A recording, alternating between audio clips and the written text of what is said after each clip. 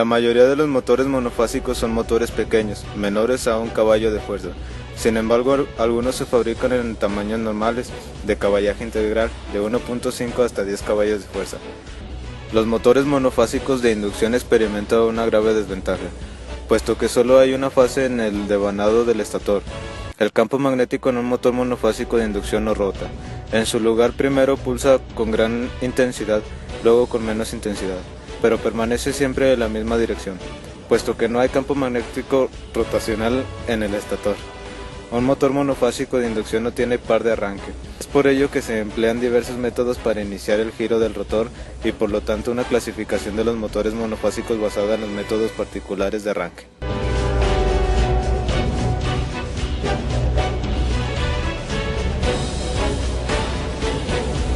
La teoría de doble campo giratorio de los motores de inducción monofásicos establece que un campo magnético estacionario pulsante se puede transformar en dos campos magnéticos rotacionales de igual magnitud pero de direcciones opuestas. El motor de inducción responde a cada uno de los campos magnéticos por separado y el par neto en la máquina será la suma de los pares debidos a cada uno de los campos magnéticos. Un motor monofásico de inducción no tiene par de arranque. Existen tres técnicas para arrancar estos motores monofásicos de inducción, que se clasifican de acuerdo a los métodos utilizados para producir su par de arranque. Estas técnicas de arranque difieren en el costo y la cantidad de par producido. Las tres principales técnicas son: 1. Devanados de fase partida. 2. Devanados con capacitor. 3. Sombra. Estas tres técnicas de arranque son métodos para lograr que uno de los dos campos magnéticos giratorios sea más fuerte que el otro en el motor y en consecuencia dar a este un apoyo inicial en una u otra dirección.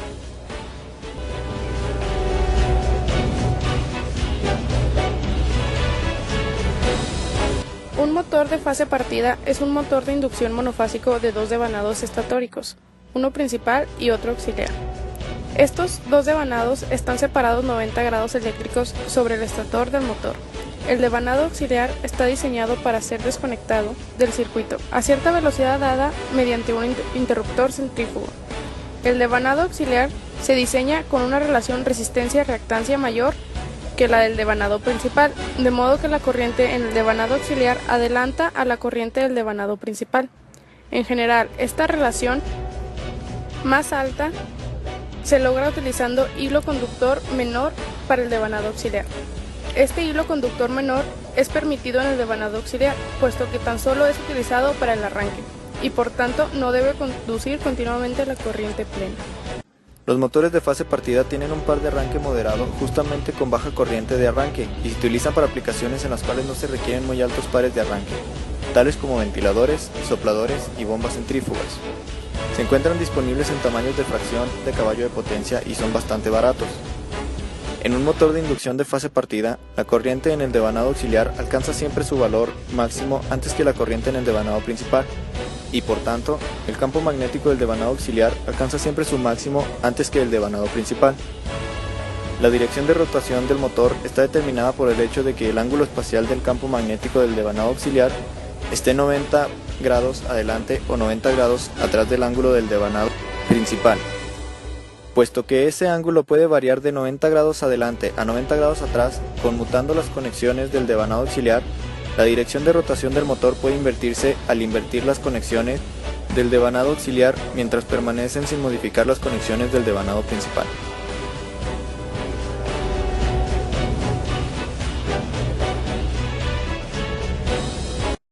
En algunas aplicaciones el par de arranque es insuficiente para arrancar una carga sobre el eje del motor. En estos casos se pueden utilizar motores de arranque por capacitor.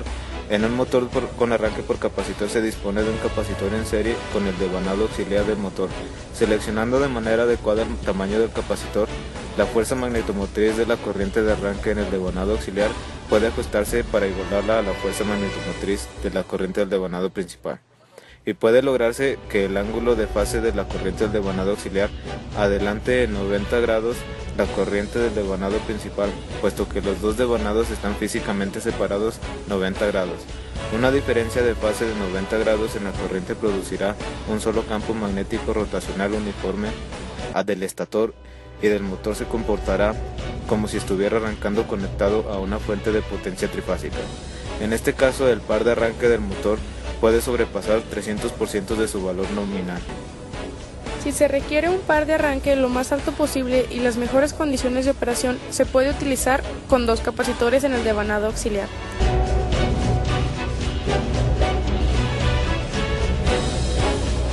Aquel que solo tiene el devanado principal.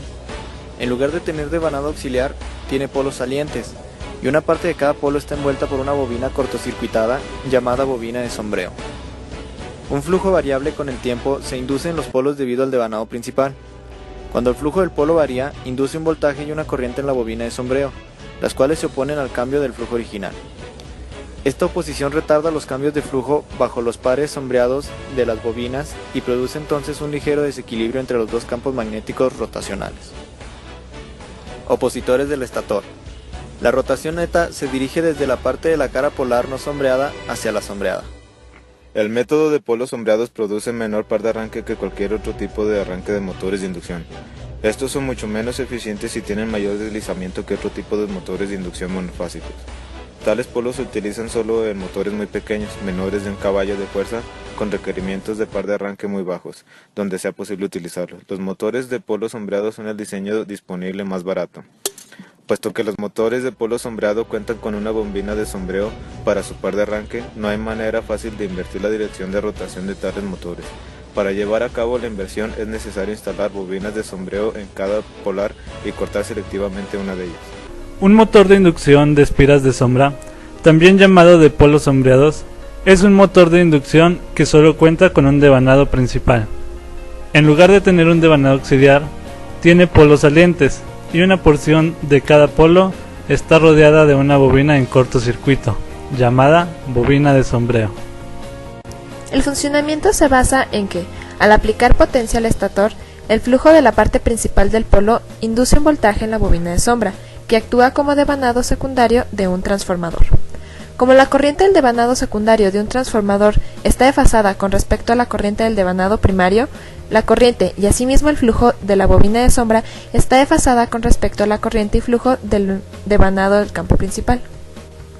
Por lo tanto, en un instante dado, el flujo del campo pasará entre las secciones del polo principal y luego entre las secciones del polo sombreado.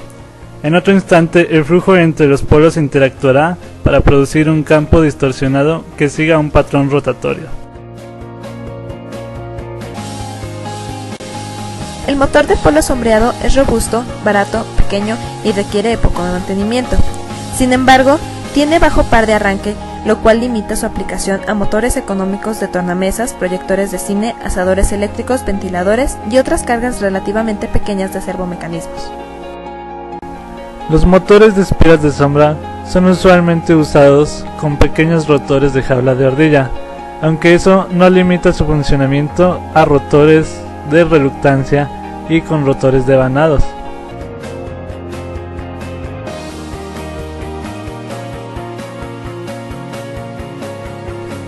Para simplificar de mejor manera el funcionamiento del motor, lo veremos de la manera siguiente. Vamos a dibujar lo que es el estator. Nos apoyaremos con una gráfica senoidal, la cual nos demostrará el flujo en función al tiempo, recordando que es un motor monofásico.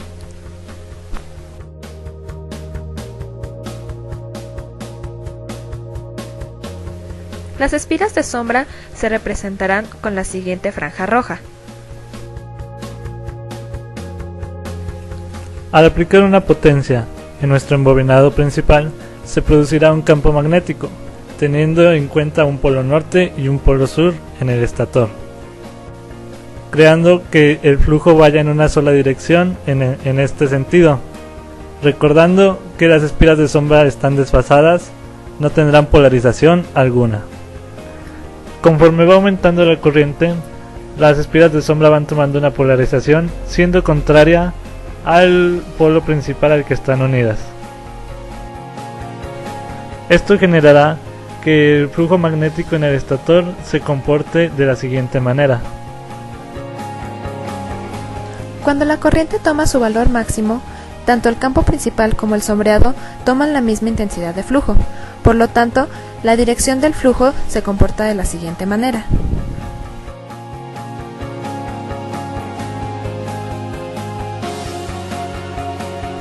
En el siguiente instante, señalado de A a B, la intensidad del campo principal disminuye, mientras que la del sombreado aumenta, provocando que la dirección del flujo se comporte en la siguiente dirección.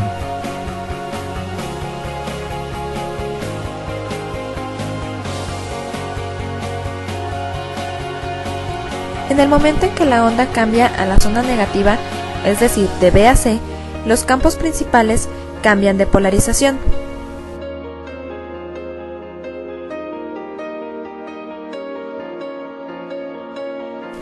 Y los polos sombreados se mantienen, provocando que la dirección del flujo vaya a un solo sentido. En el siguiente instante de tiempo, los polos sombreados cambian de polarización, provocando que el flujo se comporte de la siguiente manera.